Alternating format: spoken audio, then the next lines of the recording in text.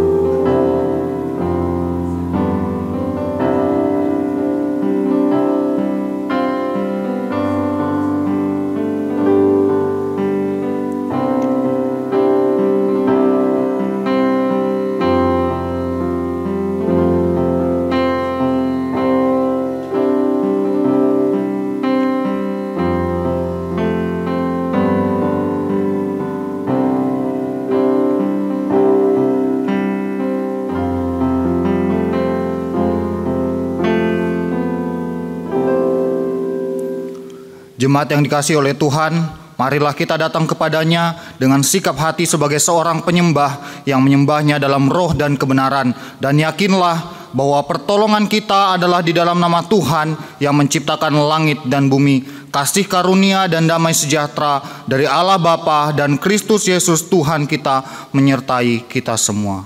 Amin. Shalom, salam sejahtera bagi kita semua. Atas berkat anugerah Tuhan yang begitu besar dalam kehidupan kita. Sekalipun di tengah-tengah pandemi virus corona ini yang melumpuhkan negara kita, tetapi kita tahu begitu besar kasih Allah. Tuhan selalu melindungi kita, Tuhan yang memimpin kita dan memberikan anugerah. Mari kita angkat pujian penghormatan kita kepada Allah. KPPK 391, hormat bagi Allah Bapa.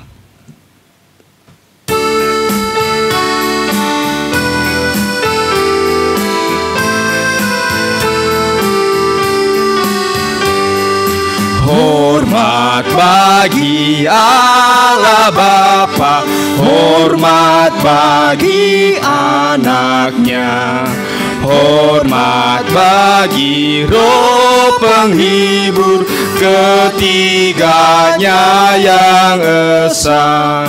Haleluya, haleluya, ketiganya yang esa. Hormat bagi Kristus Tuhan, kalam jadi manusia. Hormat bagi Raja Gereja, Juru Selamat dunia. Haleluya, haleluya, Juru Selamat dunia.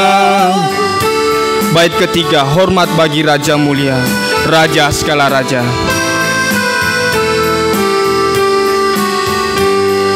Hormat bagi Raja Mulia, Raja segala Raja.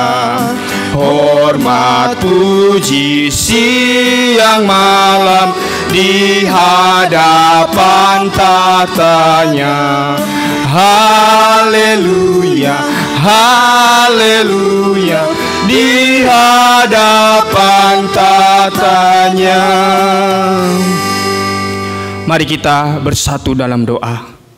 Bapa, kami sungguh berterima kasih buat pertolongan-Mu, anugerah yang begitu besar yang Engkau berikan kepada kami, sehingga Engkau berikan kami kesempatan pada saat ini untuk melaksanakan ibadah. Sebelum kami melaksanakan ibadah kami pada saat ini, kami meminta pengampunan. Ampunilah setiap kesalahan dan dosa kami, baik yang tidak berkenan di hadapan sesama, terlebih-lebih di hadapan Tuhan. Biarlah kehidupan kami boleh hanya untuk memuji nama Tuhan, dan menyerahkan juga setiap jemaat-jemaat Tuhan yang melaksanakan ibadah secara online di rumah. Marilah Tuhan Engkau berkati mereka, Engkau pimpin dan sertai, sehingga kehidupan kami boleh hanya untuk mempermuliakan nama-Mu. Meriahkan juga setiap pelayanan kami pada saat ini, dari awal hingga sampai pada akhirnya kami serahkan hanya di dalam nama Tuhan Yesus kami berdoa. Amin. Jemaat dipersilakan duduk kembali. Berita anugerah pada hari ini terdapat di dalam Efesus pasal 2 ayat 8 sampai 9. Demikian firman Tuhan. Sebab karena kasih karunia kamu diselamatkan oleh iman. Itu bukan hasil usahamu, tetapi pemberian Allah. Itu bukan hasil pekerjaanmu. Jangan ada orang yang memegahkan diri. Menyambut berita anugerah ini, kita mengangkat pujian KPPK nomor 241, Tuhan yang pimpin jalanku.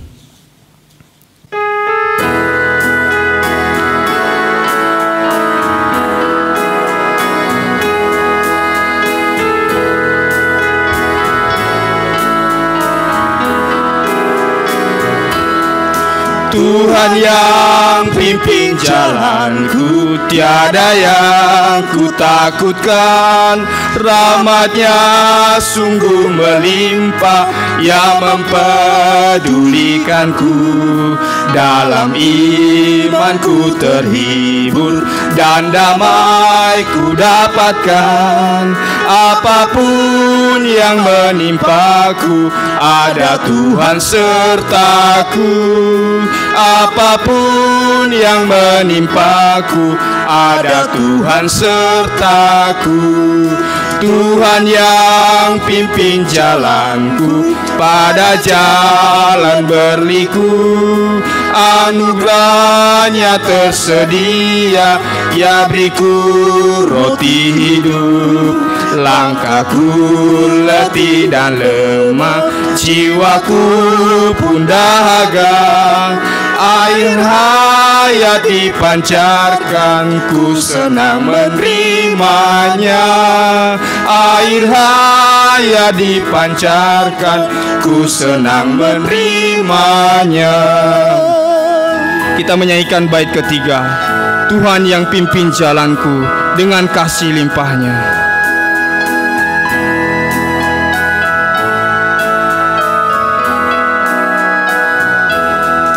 Tuhan yang pimpin jalanku, dengan kasih limpahnya. Dibawanya ku ke surga, ke tempat rumah Bapa. Ku kan bangkit bersamanya, menuju tempat mulia. Selamanya ku puji Dia, Ia yang pimpin jalanku. Selamanya ku puji Dia, Ia yang pimpin jalanku.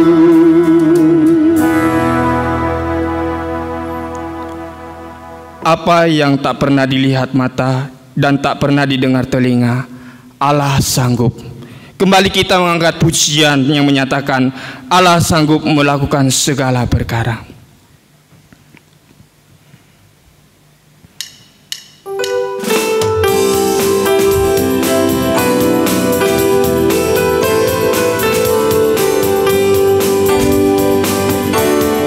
Apa yang tak pernah dilihat mata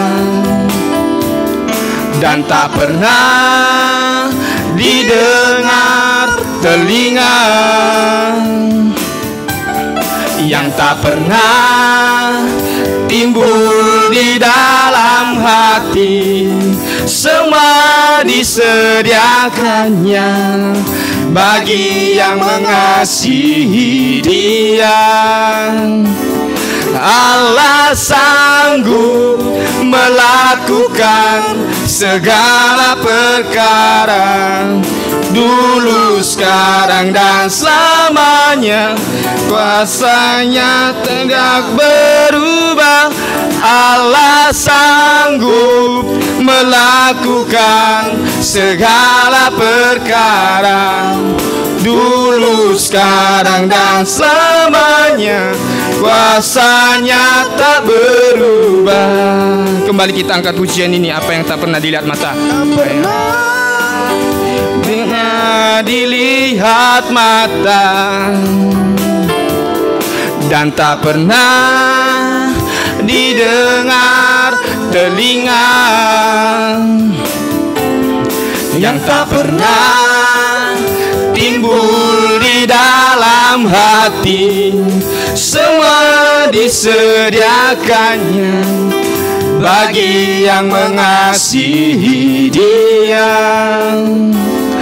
Allah sanggup melakukan segala perkara, dulu, sekarang, dan selamanya. Kuasanya tidak berubah. Allah sanggup melakukan segala perkara, dulu, sekarang, dan selamanya. Kuasanya tak berubah. Allah sanggup melakukan segala perkara, dulu, sekarang, dan selamanya. Kuasanya tidak berubah. Allah sanggup melakukan segala perkara, dulu, sekarang, dan selamanya. Kuasanya tak berubah.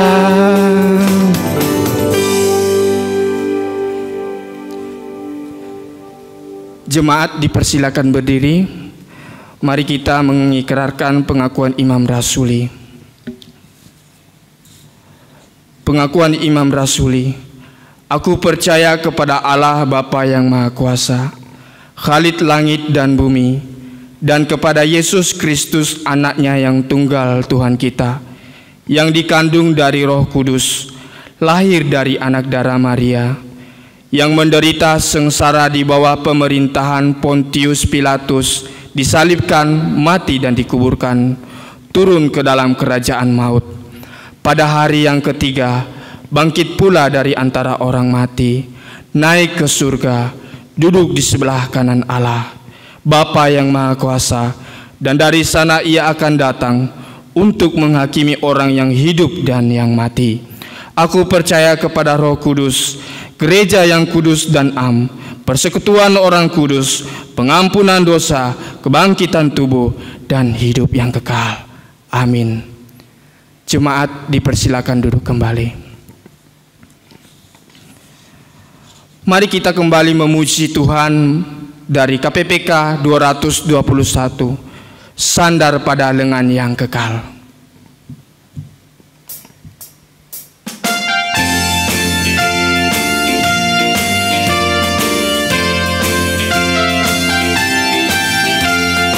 Amat senang dan bahagia, sandar pada lengan yang kekal. Amat besarlah damai berkat-Nya, sandar pada lengan yang kekal. Sandar, sandar, ku aman tiada bahaya. Sandar, sandar, sandar pada lengan yang kekal. Sungguhlah indah jalan musafir, sandar pada lengan yang kekal.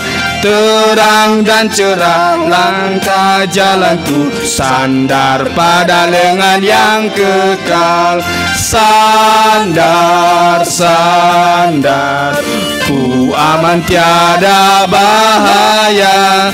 Sandar, sandar, sandar pada lengan yang kekal. Bait yang ketiga, ku takkan cemas, ku takkan takut, sandar pada lengan yang kekal. Ku takkan cemas, ku takkan takut, sandar pada lengan yang kekal. Hatiku aman, Dia di sisiku, sandar pada lengan yang kekal. Sandar, sandar, ku aman tiada bahaya.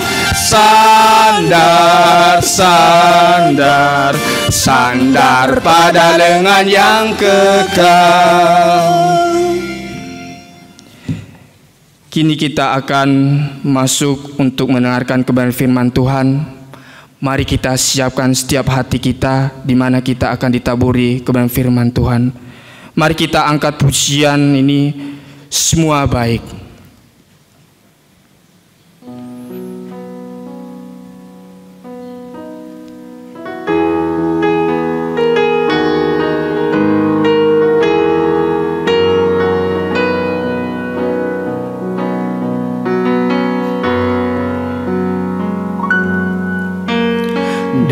Dari semula telah Kau tetapkan hidupku dalam tangan-Mu, dalam rencana-Mu Tuhan. Rencana indah telah Kau siapkan bagi masa depanku yang penuh harapan. Semua baik, semua baik. Apa yang telah Kau perbuat di dalam hidupku, semua baik, sungguh teramat baik. Kau jadikan hidupku berarti. Kembali kita angkat pujian ini dengan sungguh-sungguh. Semua baik. Dari semula telah Kau tetapkan hidupku dalam tangan-Mu, dalam rencana-Mu Tuhan. Rencana indah telah Kau siapkan bagi masa depanku yang penuh harapan. Semua baik, semua baik. Apa yang telah Kau perbuat di dalam hidupku, semua baik, sungguh teramat baik. Kau jadikan hidupku berarti. Semua baik, semua baik.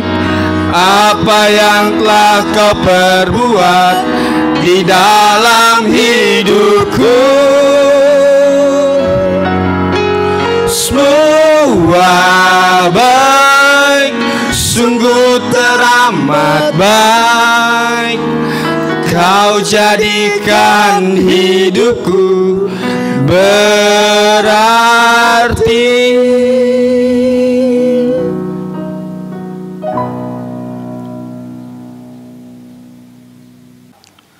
Jemaat yang dikasihi oleh Tuhan, sebelum kita mendengarkan firman Tuhan, mari kita bersatu dalam doa, kita berdoa. Bapa kami di surga, kami mengucap syukur buat kebaikan dan penyertaan Tuhan dalam setiap kehidupan kami. Kalau pada saat ini kami boleh datang beribadah kepada Tuhan, dan pada kesempatan ini juga kami akan mendengarkan perenungan firman Tuhan. Kiranya Tuhan menolong kami, Tuhan mampukan setiap kami, dan biarlah hikmat yang daripada Tuhan mampukan setiap kami mengerti kebenaran firman Tuhan, dan lebih daripada itu kami siap untuk melakukannya dalam kehidupan kami. Sucikan dan kuduskan setiap kami ya Tuhan, layakkan kami menerima setiap firman-Mu yang kudus. Hamba-Mu yang menyampaikan firman-Mu, mari Engkau pakai, biarlah apa yang hamba-Mu sampaikan itu semua sesuai dan seturut dengan kehendak-Mu saja. Terpujilah nama-Mu ya Tuhan, inilah yang menjadi doa kami, dalam nama Tuhan Yesus kami berdoa dan bersyukur. Amin. Shalom, salam damai sejahtera bagi kita semua, dimanapun kita berada pada saat ini. kita patut bersyukur kepada Tuhan dan berterima kasih karena kita diberikan satu kali kesempatan lagi untuk bisa beribadah kepadanya. Mari Bapak Ibu Saudara sekalian, saya mengajak kita membuka Alkitab kita dari Ayub pasal 42 ayat yang kedua. Sekali lagi Ayub pasal 42 ayat yang kedua saya akan bacakan bagi kita semua. Aku tahu bahwa engkau sanggup melakukan segala sesuatu dan tidak ada rencanamu yang gagal. Sekali lagi, aku tahu bahwa engkau sanggup melakukan segala sesuatu dan tidak ada rencanamu yang gagal. Bapak Ibu Saudara sekalian, tema kita pada saat ini adalah rencana sempurna. Kalau kita mengatakan tentang rencana, apa yang ada dalam pikiran Bapak Ibu Saudara sekalian? Mungkin ada yang mengatakan bahwa rencana adalah sesuatu yang akan kita kerjakan nanti, atau ada juga yang mengatakan bahwa rencana adalah sesuatu yang sudah kita atur untuk kita lakukan. Atau mungkin ada yang mengatakan bahwa kita tidak perlu mengatur sebuah rencana, atau kita mengatakan bahwa rencana manusia adalah rencana yang biasa, bukan rencana yang sempurna, karena suatu waktu bisa gagal. Dan mungkin masih ada pemikiran-pemikiran kita yang lain tentang rencana. Tapi kalau kita melihat, kalau kita meneliti tentang arti kata rencana ini, mungkin kita akan menemukan beberapa hal. Ya, yang pertama, rencana itu berbicara tentang rancangan, yaitu semacam kerangka yang akan dikerjakan. Kemudian rencana juga bisa berbicara tentang sebuah konsep. Ya, seperti kalau kita mau menulis surat, kita punya konsep tersendiri, ada kop suratnya, ada tanggal dan lain sebagainya, isi dan lain sebagainya sampai selesai. Ya, itulah penggambaran tentang sebuah rencana. Yang intinya adalah berbicara tentang sesuatu yang sudah dipikirkan dan akan dilakukan pada waktu yang akan datang. Lalu bagaimana dengan arti kata sempurna sendiri? Kalau kita mencari, sempurna itu berbicara tentang sesuatu yang utuh dan tidak ada bagian yang tercecer atau hilang. Kemudian sempurna itu berbicara tentang satu hal yang lengkap dengan segalanya. Kemudian rencana sempurna juga adalah sesuatu hal yang dikerjakan dengan sebaik-baiknya atau yang terbaik. Itulah penggambaran tentang arti kata sempurna. Jadi kalau kita bicara tentang sempurna, intinya adalah sesuatu hal yang utuh dan tidak ada satu bagian pun yang terlupakan atau yang kita sebut dengan lengkap. Jadi kalau kita menggabungkan kedua arti kata tersebut, yaitu rencana sempurna, berarti ini berbicara soal segala sesuatu yang akan dilakukan pada masa yang akan datang dan sudah dipikirkan dengan utuh atau sebaik-baiknya dan tidak ada satu bagian pun yang hilang atau yang terlupakan. Saat ini kita berbicara soal rencana, berarti kita berbicara tentang dua hal. Yang pertama adalah rencana Allah dan yang kedua rencana manusia. Kalau kita berbicara tentang rencana Allah, berarti kita berbicara tentang segala sesuatu yang Allah lakukan, yang Allah sudah lakukan dan Allah janjikan yang bisa kita temukan di dalam Alkitab, yang Dia berikan kepada umat-umatnya. Sedangkan kalau kita bicara tentang rencana manusia, berarti kita berbicara tentang apa yang biasa kita lakukan sebagai manusia, merencanakan sesuatu di masa yang akan datang. Tapi karena tema kita pada hari ini adalah rencana sempurna, maka kita akan fokus tentang berbicara mengenai rencana Allah bagi umatnya, baik bagi Bapak Ibu Saudara sekalian maupun bagi saya. Lalu, mengapa kalau kita berbicara tentang rencana sempurna, kita tidak berbicara banyak tentang rencana manusia? Sebab kita tahu bahwa rencana manusia tidaklah sempurna, karena manusia tidak pernah tahu apa yang akan terjadi dengan dirinya hari esok. Apa buktinya bahwa manusia tidak pernah tahu apa yang akan terjadi dengan dirinya? Buktinya adalah seperti yang terjadi saat ini, di mana kita Indonesia, bahkan seluruh dunia sedang dilanda oleh pandemi virus corona. Dan yang terjadi adalah banyak sekali rencana manusia yang gagal. Manusia tidak berdaya dibuatnya. Bahkan kalau kita bicara tentang virus ini, kita menemukan fakta bahwa virus ini telah memakan korban jiwa lebih dari 200.000. Dan kasus positifnya di dunia ini sudah lebih dari 3 juta orang. Bahkan Bapak Ibu Saudara sekalian, Negara yang kita kenal sekalipun sebagai negara yang begitu hebat seperti Amerika Serikat, mereka harus bertekuk lutut tidak berdaya, dan ini menjadi sorotan bagi dunia. Padahal kalau dibilang mereka punya orang-orang hebat, punya orang-orang yang luar biasa, mereka banyak melakukan segala sesuatu dan dunia begitu kagum dengan mereka. Tetapi saat ini mereka tidak berdaya, dan ini menandakan bahwa rencana manusia benar-benar tidak sempurna. Bapak Ibu Saudara sekalian, saya percaya Bapak Ibu punya rencana atau sedang merencanakan sesuatu. Entah itu yang akan kita lakukan 1 hari ke depan, 1 minggu ke depan, 1 bulan ke depan, atau 1 tahun ke depan. Dan tidak bisa kita pungkiri juga bahwa dalam kehidupan kita ada banyak rencana-rencana kita yang gagal. Mungkin ada yang mau pergi liburan, jalan-jalan dengan keluarga, dengan karyawan, dengan rekan-rekan, dan lain sebagainya, tetapi harus gagal. Termasuk saya sendiri, dalam beberapa waktu yang akan datang sebenarnya saya berencana untuk kembali ke Sulawesi Tenggara, pulang kampung, menjenguk orang tua saya, tetapi itu harus saya tunda karena kita mengikuti himbauan dari pemerintah agar supaya penyebaran virus corona ini tidak semakin meluas. Bukan hanya itu Bapak Ibu Saudara sekalian, mungkin Bapak Ibu ada yang memprediksikan dalam bulan yang akan datang, untung dari usaha kita akan puluhan juta, ratusan juta, bahkan lebih daripada itu. Tetapi pada kenyataannya mungkin tidak terjadi demikian. Siapa yang bisa mengira hal ini? Hal ini terjadi dan mengubah keadaan dengan begitu cepat.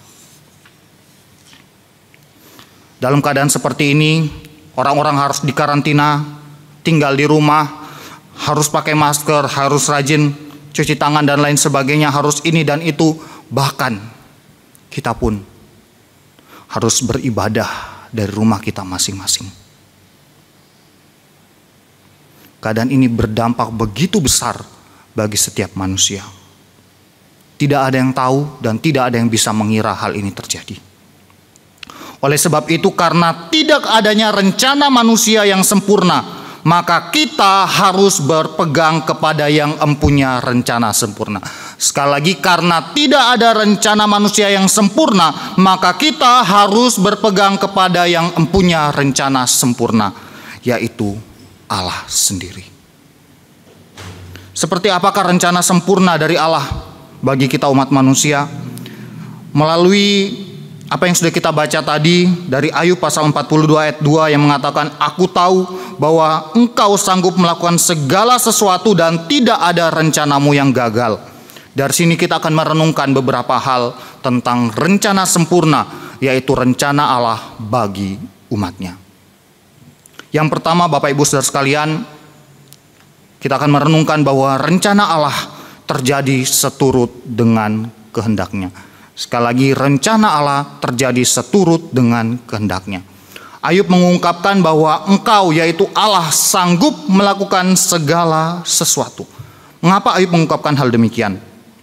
Sebelum itu mari kita melihat dalam Ayub 1 ayat 1-5. Saya akan bacakan bagi kita semua. Ayub 1 ayat 1-5. Di sana dikatakan, ada seorang laki-laki di tanah Uz bernama Ayub. Orang itu saleh dan jujur. Ia takut akan Allah dan menjauhi kejahatan. Ia mendapat 7 anak laki-laki dan 3 anak perempuan.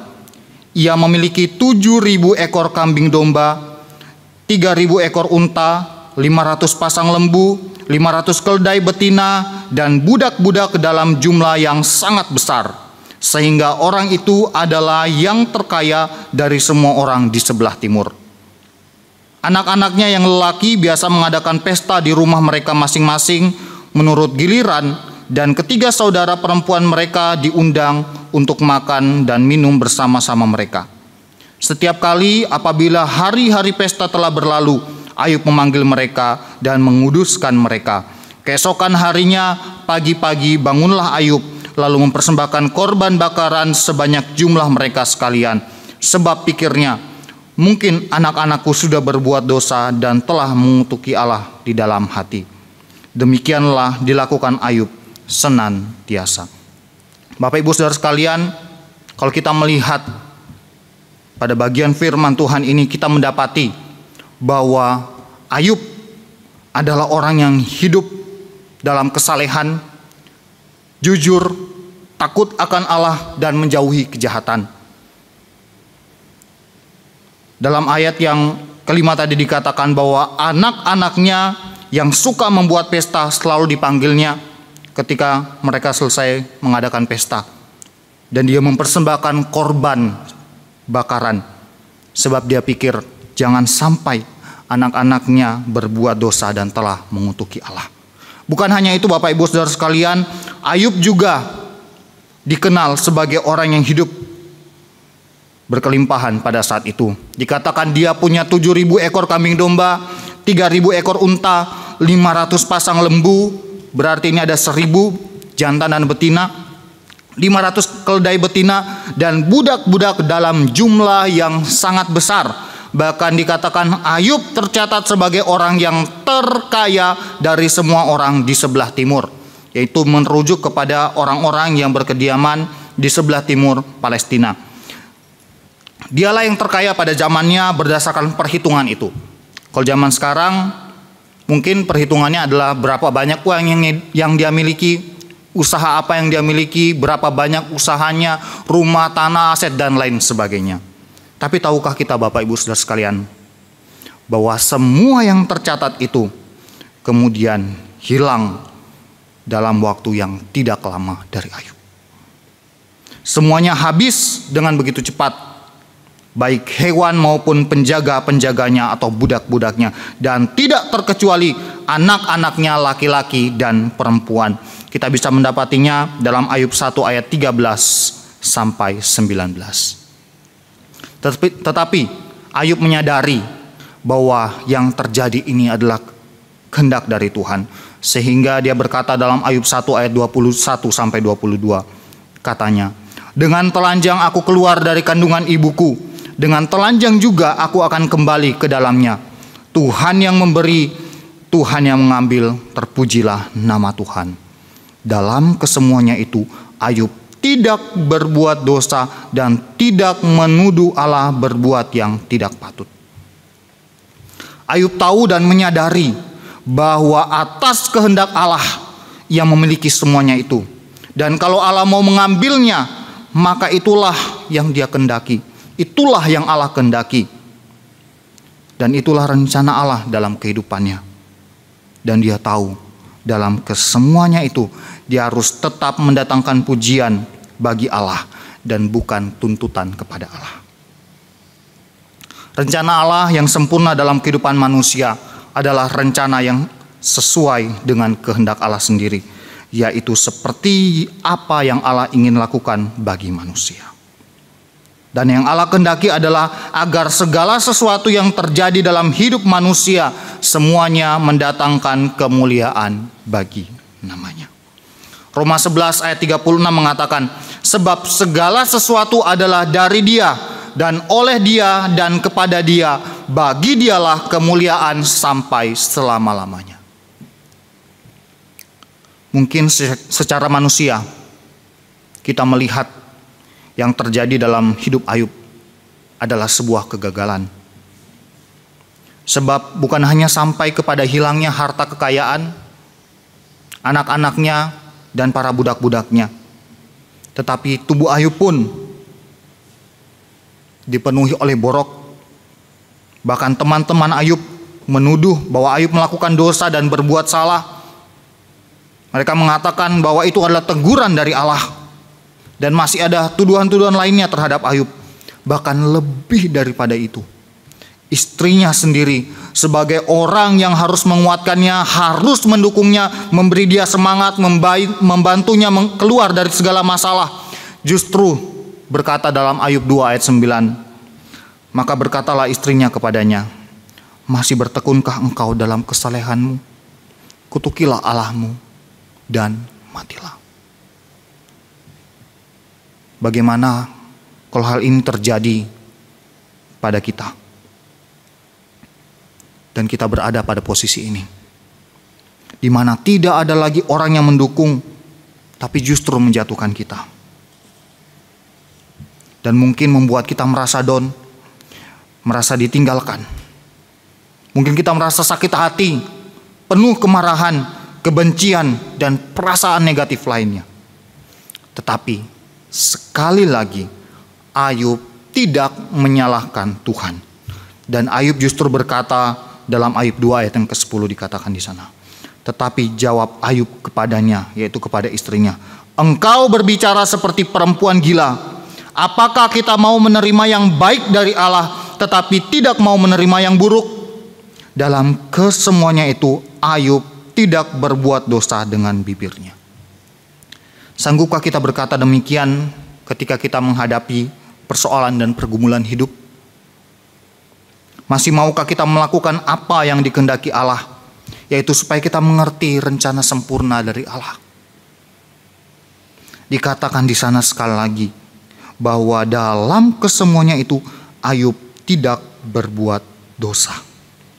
Yang memilih tetap memuliakan Allah di dalam hidupnya. Bapak Ibu Saudara sekalian, ada sebuah ilustrasi tentang seorang yang sedang sakit parah. Dia harus terbaring di atas tempat tidur dan tidak bisa bangun. Hingga pada suatu malam dia mendapatkan mimpi dan ada malaikat yang datang kepadanya, memberikan dia sebuah pertanyaan. Malaikat itu berkata kepadanya, "Saat ini engkau mempunyai dua pilihan. Manakah yang akan kau pilih?" Pilihan yang pertama, engkau akan sembuh, tetapi waktu hidupmu hanya 3 tahun. Pilihan yang kedua, engkau tidak akan sembuh, engkau akan terbaring di atas tempat tidurmu, tetapi waktu hidupmu 10 tahun. Manakah yang akan kau pilih? Tanya malaikat itu. Bapak Ibu, kalau seandainya kita berada pada posisi tersebut, yang manakah yang akan kita pilih? Apakah kita pilih untuk hidup, untuk sembuh dan hidup 3 tahun, atau kita pilih sakit tapi hidup kita 10 tahun? Saya tidak tahu mana yang menjadi pilihan Bapak Ibu Saudara sekalian. Tetapi tahukah kita mana yang menjadi pilihan orang tersebut? Sebelum dia memilih, dia bertanya terlebih dahulu. Di antara kedua pilihan itu, manakah pilihan yang paling memuliakan Allah? Jawab malaikat itu, pilihan yang kedua. Engkau tidak sembuh, engkau tetap terbaring, dan hidupmu 10 tahun. Maka orang itu pun berkata, saya pilih yang itu. Meskipun harus hidup dalam keadaan sakit dan terbaring selama 10 tahun. Tetapi kalau Tuhan bisa dipermuliakan lewat itu semua, itulah yang akan dipilihnya. Dan memang seharusnya demikian Bapak Ibu Saudara sekalian. Kita harus memilih dalam keadaan apapun, kita harus tetap memuliakan Tuhan. Di tengah pandemi virus corona ini dan begitu banyak pergumulan hidup kita, masalah hidup kita, sanggupkah kita berkata bahwa apapun yang terjadi dalam hidupku, aku akan tetap memuliakan Tuhan? Sanggupkah kita berkata demikian? Sebab rencana sempurna yang dikerjakan Allah bagi manusia, yang sesuai dengan kehendaknya, adalah rencana yang mendatangkan kemuliaan bagi nama Tuhan. Mungkin dalam keadaan susah, pergumulan berat, persoalan hidup, dalam keadaan sakit, orang-orang melihat itu semua telah menimpa kita. Tetapi kalau kita tetap berdiri tegar, orang-orang pun akan bertanya kepada kita, masalahmu begitu banyak, tetapi kenapa engkau masih sanggup menjalaninya? Dan haruslah kita juga berkata, sebenarnya kita tidak sanggup menjalaninya, tapi karena ada Tuhan, maka saya sanggup menjalaninya. Karena tanpa Tuhan, kita tidak bisa berbuat apa-apa. Sebagai orang percaya, dalam keadaan apapun, sekali lagi kita harus tetap memuliakan Tuhan. Harus mendahulukan Tuhan. Kita harus mengingat bahwa apapun yang terjadi, Tuhan selalu ada bersama-sama dengan kita.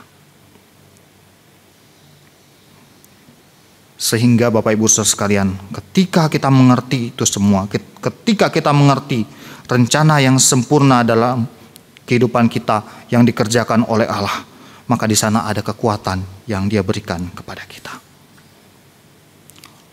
Poin yang kedua, rencana sempurna dari Allah, yaitu bahwa rencana Allah tidak pernah gagal. Sekali lagi, rencana Allah tidak pernah gagal.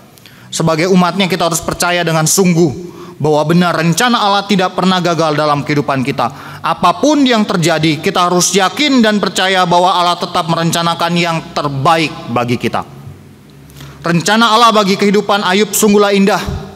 Meskipun dalam Ayub pasal 40 ayat 1 sampai 9, di sana Allah menegur Ayub karena dalam tanda kutip kelancangannya menentang Allah. Dalam tegurannya Allah mengingatkan Ayub agar jangan meragukan keadilan Allah, kecuali kalau ia memiliki kekuatan yang setara dengan Allah. Dan akhirnya dalam pasal 42, inilah kilas balik kehidupan Ayub, di mana Ayub benar-benar mengakui rencana Allah tidak pernah gagal. Sehingga dalam Ayub pasal 42 ayat 5 dan 6 di sana dikatakan bahwa hanya dari kata orang saja aku mendengar tentang engkau, tetapi sekarang mataku sendiri memandang engkau. Dan akhirnya Ayub pun mencabut segala perkataannya itu. Di sini kita melihat bahwa Ayub belajar benar-benar tentang Allah lebih dalam lagi, dan bahwa Ayub akhirnya mendapatkan pemahaman yang baru terhadap Allah, di mana kalau dahulu dia mempunyai pandangan tentang Allah sebagaimana diterimanya dari tradisi, tetapi karena pengalamannya saat itu akhirnya membuat ia lebih merasakan seperti apa lagi Tuhan bekerja dalam kehidupannya, dan ia benar-benar menyerahkan kehidupannya dan tunduk kepada kekuasaan Allah. Kekuasaan Allah yang tidak terbatas. Dan kalau kita melihat pada akhirnya dalam Ayub pasal 42 ayat yang ke-10 sampai ayat yang ke-15, di sana ditulis bahwa keadaan Ayub dipulihkan. Ia mendapat 2 kali lipat dari apa yang dahulu telah dimilikinya. Ia memiliki 7 orang anak laki-laki dan 3 orang anak perempuan. Bahkan dicatat bahwa di seluruh negeri tidak ada wanita yang secantik anak-anaknya. Kita melihat ketika Ayub sungguh-sungguh percaya rencana Allah yang tidak pernah gagal, Allah bekerja di dalam kehidupannya. Lalu bagaimana dengan kita? Bapak Ibu Saudara sekalian, rencana Allah tidak pernah gagal bagi kita umatnya. Tetapi kita yang sering kali gagal memahami rencana Allah yang sempurna. Sekali lagi, rencana Allah tidak pernah gagal bagi umatnya. Tetapi kita yang sering kali gagal memahami rencana sempurna dari Allah. Di tengah kondisi dunia seperti ini, dilanda dengan virus corona, mungkin kita melihat betapa kacaunya perekonomian dan banyak bidang lainnya, sehingga orang-orang harus dikarantina, orang-orang bekerja dari rumah, dibatasi ruang geraknya. Tetapi di balik itu semua, kita melihat akhirnya begitu banyak orang semakin belajar. Baik orang-orang tua, mereka belajar menggunakan aplikasi ini dan itu. Mungkin sebelumnya mereka tidak pernah melakukannya, demi mengajarkan anak mereka, demi membimbing anak mereka, membantu anak mereka belajar.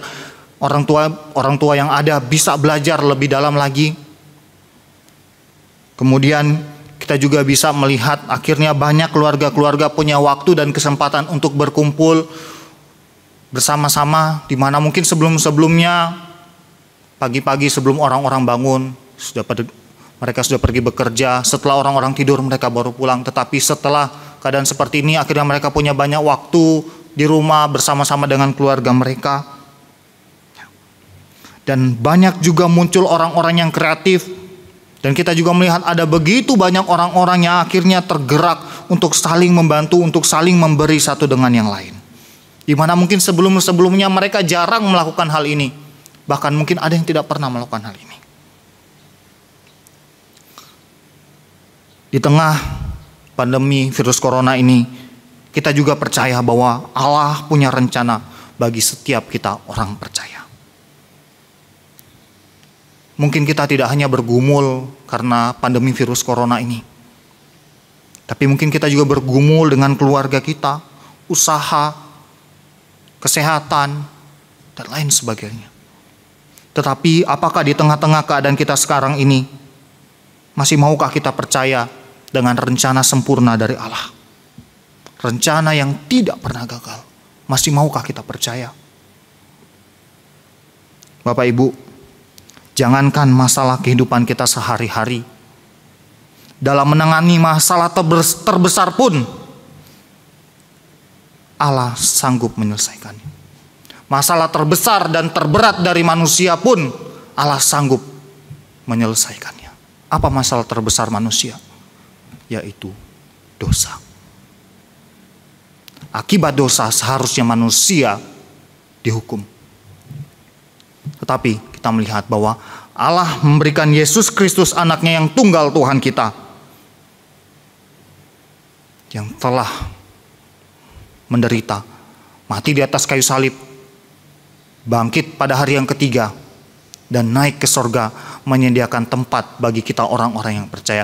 Ini adalah bukti bahwa rencana Allah tidak pernah gagal. Rencana Allah bagi manusia, rencana keselamatan bagi umat manusia tidak pernah gagal. Dan kalau kita melihat rencana Allah untuk menolong manusia lepas dari masalah terberatnya, lepas dari masalah terbesarnya yaitu dosa, kalau itu semua bisa Allah kerjakan, apalagi masalah hidup kita manusia. Kita percaya Allah akan memberikan kita kekuatan dan kemampuan untuk menolong kita. Yang menjadi pertanyaan, mengapa kadang kita tidak percaya kepada rencana sempurna dari Allah yang tidak pernah gagal bagi kehidupan kita? Yang Allah mau yaitu agar kita sungguh-sungguh percaya dan hidup di dalam kehendak-Nya. Lalu pertanyaan bagi kita, apakah ketika kita percaya kepada rencana Allah, tidak perlukah kita manusia untuk membuat rencana? Bapak Ibu Saudara sekalian, ada kesaksian tentang sebuah gereja yang ada di pedesaan, gereja yang sedang dibangun, ya. Dan gereja ini waktu dibangun bukan pakai uang jemaat, karena kalau pakai uang jemaat, jemaatnya pun tidak lebih dari 10 kakak dengan pekerjaan yang pas-pasan untuk hidup mereka sehari-hari. Karena pertolongan Tuhan, akhirnya ada donatur yang mau membantu untuk pembangunan gereja yang ada di pedesaan tersebut. Dan akhirnya waktu gereja itu sudah mau dibangun, gereja itu harus diratakan, harus dibongkar kembali, dan jemaat untuk sementara beribadah di pastori dari gembala tersebut. Akhirnya pembangunan mulai berjalan, Bapak Ibu Saudara sekalian. Rencananya gereja ini akan ditambah besar, ditambah panjang, ya. Bagian belakang gereja akan ditambah, dan dindingnya yang sebelumnya papan akan diganti dengan tembok, lantainya yang lantai semen halus yang sebelumnya karena sudah pecah-pecah maka dibongkar akan disemen halus kembali, ya. Dan itu semua sudah mulai direncanakan untuk dikerjakan. Akhirnya bangunan dibongkar semua dan pembangunan dimulai. Tapi belum sampai 40% pengerjaan, Bapak Ibu Saudara sekalian, karena satu dan lain hal. Akhirnya bantuan dana untuk gereja tersebut terhenti dan gereja sudah dibongkar. Pembangunan belum 40%. Gembala sidang dan jemaat yang ada di sana tentu bingung apa yang harus mereka lakukan. Bagaimana mereka bisa melanjutkan pembangunan ini? Dana mereka sudah tidak ada. Berharap jemaat mereka hanya hidup pas-pasan. Dan apa yang bisa mereka lakukan? Ya, mereka hanya bisa berdoa kepada Tuhan. Mereka hanya menyerahkan semua rencana mereka ke dalam tangan Tuhan.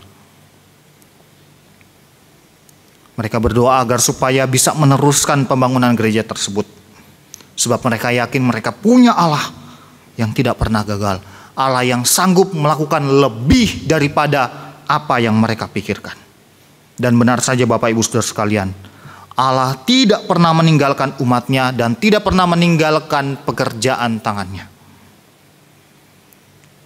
Allah punya rencana sempurna bagi jemaat yang ada di sana. Akhirnya setelah beberapa waktu, ada donatur yang bersedia membantu untuk penyelesaian pembangunan gereja Tuhan ini. Bapak Ibu, tahukah kita akhirnya gereja ini yang awalnya hanya mau diperbesar bagian belakangnya, akhirnya ditambah bukan cuma belakang, depannya pun diperbesar. Dan lantainya yang awalnya hanya direncanakan hanya di semen halus begitu, akhirnya dibuat menggunakan tehel. Dan gereja ini menjadi satu-satunya gereja pertama di kabupaten tersebut yang ada di pedesaan yang memakai tehel. Bapak Ibu Saudara sekalian, akhirnya banyak orang begitu kaget. Wah, gereja ini kenapa akhirnya bisa terbangun? Padahal sebelumnya terhenti dan orang bingung. Tetapi jemaat yang ada mengatakan, itu bukan karena kekuatan kami. Itu karena pertolongan Tuhan. Itu karena campur tangan Tuhan yang tidak pernah gagal bagi mereka. Melalui kejadian ini, jemaat Tuhan di sana belajar semakin berharap kepada Tuhan. Iman mereka semakin tumbuh, semakin teguh. Mereka semakin menyerahkan diri mereka kepada Tuhan. Dan mereka percaya bahwa Tuhan tidak meninggalkan mereka. Bahwa rencana Tuhan tidak pernah gagal bagi mereka. Mereka berencana, tetapi rencana Tuhanlah yang terjadi dalam kehidupan mereka. Bapak Ibu Saudara sekalian, setiap kita boleh memiliki rencana, tetapi rencana kita haruslah sesuai dengan kehendak Allah. Dan kita harus percaya penuh bahwa Allah akan melakukan yang terbaik bagi kita. Sebab rencananya tidak pernah gagal. Mungkin seolah-olah kita melihat Allah tidak menjawab pergumulan kita, tetapi Allah sedang membentuk karakter kita menjadi karakter yang berkenan di hadapannya.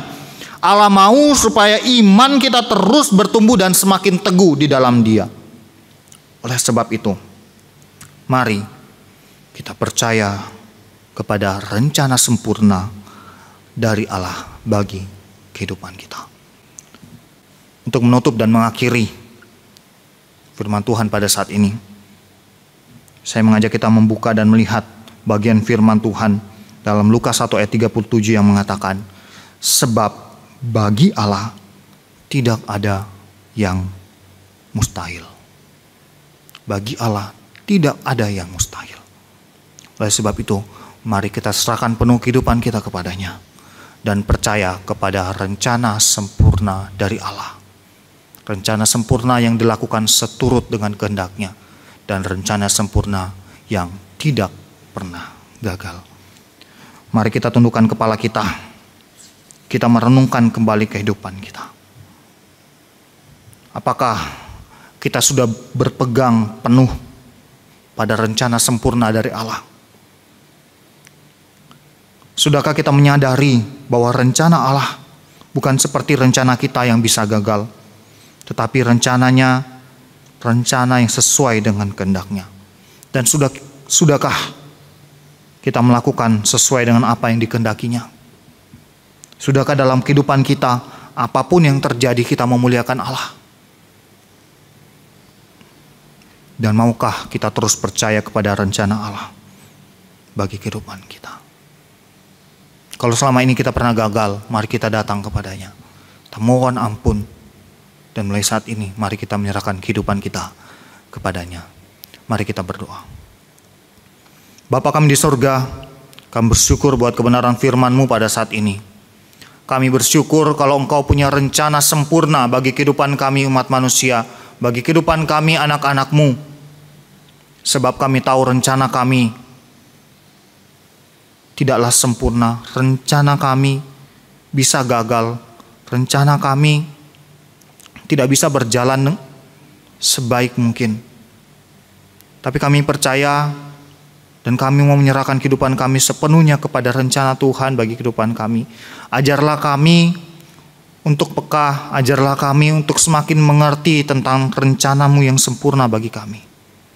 Dan kalau selama ini ya Tuhan, kami seringkali melupakan Engkau, kami seringkali berjalan dengan rencana kami sendiri, dengan kekuatan kami sendiri, ampuni kami Tuhan. Dan biarlah melalui momen ini, melalui kesempatan ini, kami mau benar-benar semakin menyerahkan hidup kami kepada Tuhan, semakin bergantung kepada Tuhan, dan terus percaya apa yang Allah kerjakan bagi kami adalah yang terbaik. Berkatilah kehidupan kami, seluruh usaha pekerjaan kami, pergumulan kami. Kami percaya bahwa Engkau sanggup berikan kami kekuatan dan kemampuan menghadapinya hari lepas hari. Terpujilah nama-Mu ya Tuhan, inilah yang menjadi doa dan ucapan syukur kami. Dalam nama Tuhan Yesus, Juru Selamat kami yang hidup, kami berdoa dan bersyukur. Amin. Pada hari ini kita juga diberikan kesempatan untuk turut berbagian dalam pelayanan pekerjaan Tuhan melalui persembahan. Jemaat dapat memberikan persembahan melalui transfer ke rekening gereja atau mengumpulkan persembahan tersebut dan membawanya kepada bendahara gereja, Ibu Indri dan Saudari Fitri. Mengiring persembahan ini kita memuji Tuhan dalam KPPK nomor 349, Bagi Yesus Tuhanku.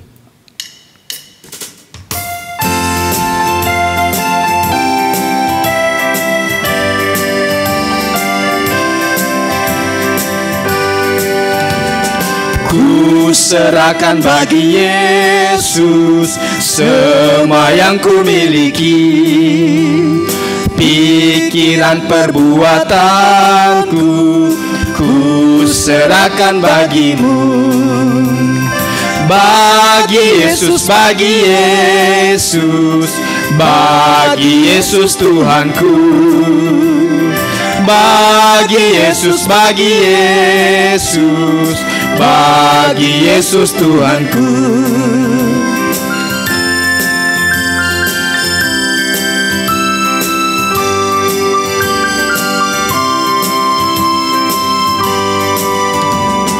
Tanganku serah bagi Yesus, tiap langkah ikut-Mu. Dan mataku pandang Yesus, mulutku memuji-Mu. Bagi Yesus, bagi Yesus, bagi Yesus Tuhanku. Bagi Yesus, bagi Yesus, bagi Yesus Tuhanku. Mari kita berdoa. Bapa, kami sungguh berterima kasih pada hari ini kami boleh memuji Tuhan, menyembah Tuhan, bahkan mendengarkan kebenaran firman Tuhan. Bahkan juga kami boleh mengumpulkan persembahan pada saat ini.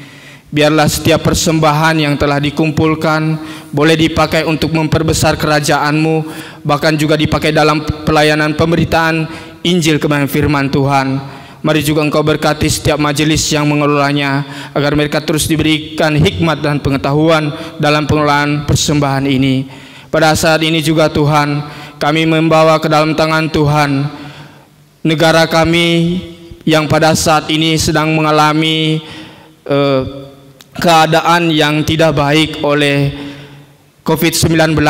Kami serahkan ke dalam tangan Tuhan seluruh pemerintah, dimulai dari presiden dan seluruh jajaran yang sedang bekerja dalam memutus rantai COVID-19 ini. Marilah Tuhan Engkau berkati, Engkau urapi, kiranya Tuhan memberikan satu cara, memberikan satu cara untuk dapat mengatasi COVID-19 ini. Kami juga berdoa Tuhan untuk para dokter yang sedang melayani, membantu dalam proses penyembuhan bagi yang sudah terinfeksi COVID-19. Marilah Tuhan Kau berkati setiap perawat dan dokter. Tuhan juga berikan mereka hikmat, perlindungan dan kesehatan dari Engkau. Kami juga berdoa Tuhan buat setiap pasien yang sedang berbaring di rumah sakit. Biarlah kehidupan mereka terus berharap kepada Tuhan, dan Tuhan juga boleh memulihkan setiap kehidupan mereka, dan mereka juga memperoleh kesembuhan yang ilahi dari Engkau. Kami juga berdoa pada saat ini Tuhan untuk jemaat kami dimanapun mereka berada pada saat ini, baik yang sedang lanjut usia, baik yang sedang mengalami sakit penyakit. Tuhan, Engkaulah Allah kami yang sanggup memulihkan. Engkau berkatilah setiap jemaat kami, biarlah kehidupan mereka boleh dipulihkan dan diteguhkan oleh Engkau. Terima kasih Bapa, kami serahkan seluruh doa kami ini hanya di dalam nama Tuhan Yesus kami berdoa dan mengucap syukur. Amin.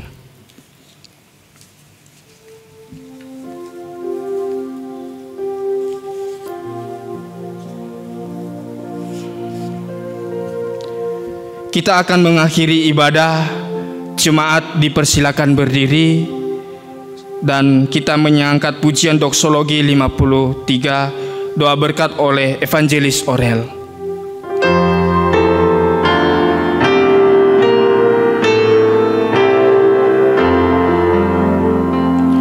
Puji Allah Bapa Putra,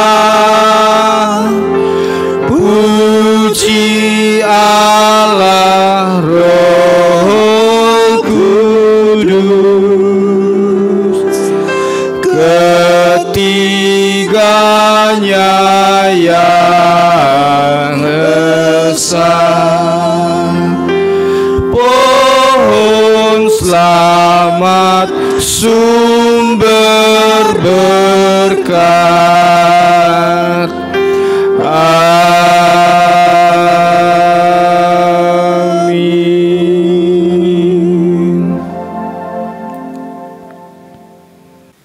Jemaat yang dikasihi oleh Tuhan, marilah kita kembali ke tempat kita masing-masing dan jadilah pelaku-pelaku firman Tuhan. Tuhan memberkati kita dan melindungi kita. Tuhan menyinari kita dengan wajah-Nya dan memberi kita kasih karunia. Tuhan menghadapkan wajah-Nya kepada kita dan memberi kita damai sejahtera. Amin. Amin.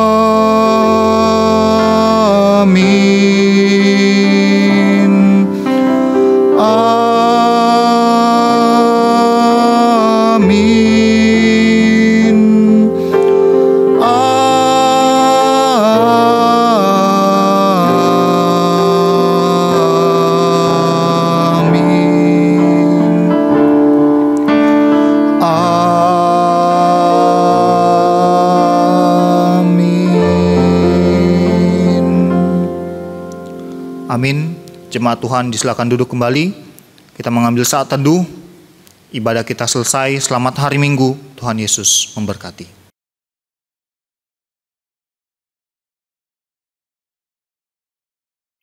Shalom Bapak Ibu Saudara-saudari yang dikasihi Tuhan.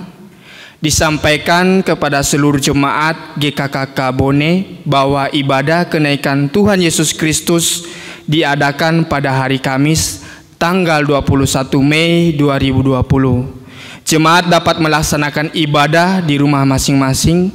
Demikian warta jemaat. Selamat hari Minggu, Tuhan Yesus memberkati.